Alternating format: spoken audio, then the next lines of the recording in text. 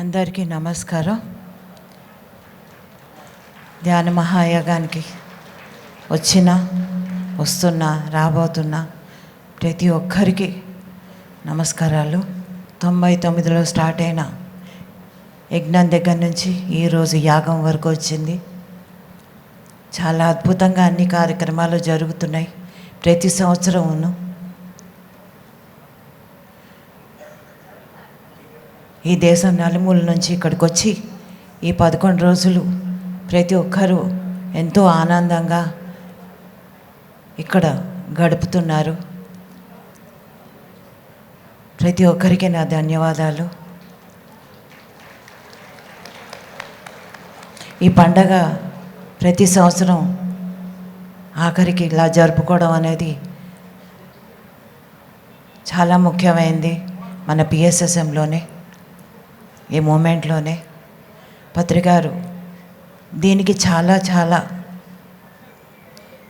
ఎన్నో రోజుల నుంచి కూడా దీని ప్రయత్నాలు జరుపుతూ ఉంటారు. ఈ 11 రోజుల ఈ పండగకి మనం 3 నెలలు 4 నెలల ముందటి నుంచి కూడా మనం దీనికి ఎన్నో ప్రయత్నాలతో చేస్తున్నాం. కాబట్టి ఇంత అద్భుతంగా తయారైంది ఈ వేదిక. దీనికి మన కర్తాలు, మన కైలాసపురి ట్రస్టీలందరికీ కూడా నా ధన్యవాదాలు. ప్రతి సంవత్సరం వాళ్ళు ఎంతో బాగా చేసుకుంటున్నారు. ఇదంతా కూడా ఈ డెవలప్మెంట్గా గాను ప్రతి ఒక్కరూ కూడా వాళ్ళ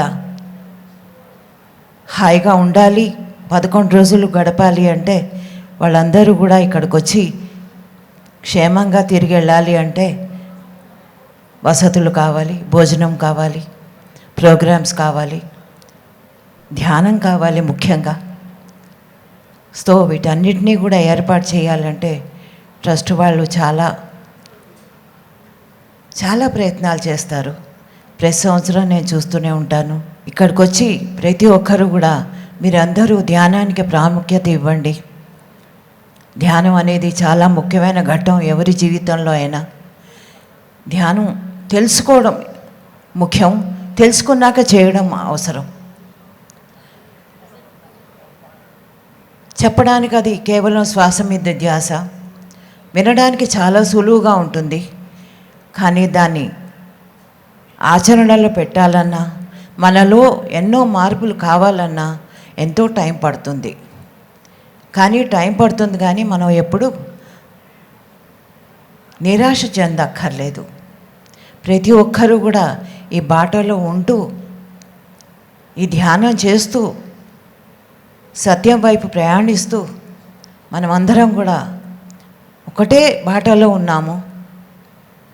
ఒకటే సత్యం ఉంటుంది కాబట్టి ఆ సత్యం వైపే ప్రయాణం చేస్తున్నాము.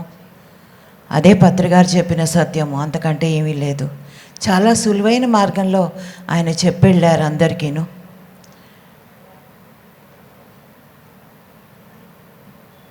ప్రతి ఒక్కటి కూడా ఆయన తను చేసి ఇంకోళ్ళకి చెప్పడం, తను ఆచరిస్తూ ఇంకోళ్ళకి ఆచరింపచేయడం అనేది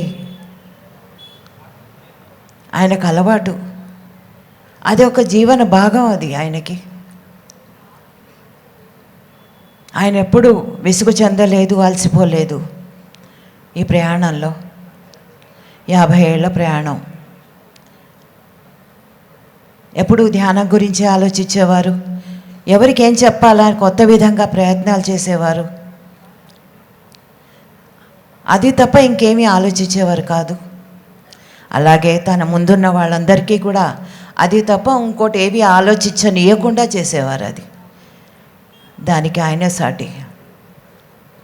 కనుక మనం అందరం ఈ 11 రోజులు తప్పకుండా పొద్దున్న ప్రాతకాల ధ్యానము, రాత్రి ధ్యానము, ఏ ధ్యానం ఎప్పుడున్నా సరే మీరందరూ కూడా టైం వేస్ట్ చేయకుండా ప్లీజ్ ధ్యానం చేసుకోండి దయచేసి. ఎందుకంటే టైం అనేది చాలా విలువైంది ప్రతి ఒక్కరిలో కూడా. ప్రతి నిమిషం మనం ఉపయోగించుకోవాలి, వాడుకోవాలి, సద్వినియోగం చేసుకోవాలి. మౌనంగా ఉండండి, ధ్యానం చేయండి. పోయిన సంవత్సరం రాలేదు నేను, ఈ సంవత్సరం అందుకే నాకు ఉండలేకపోయాను, ఇంట్లో రావాలనిపించింది.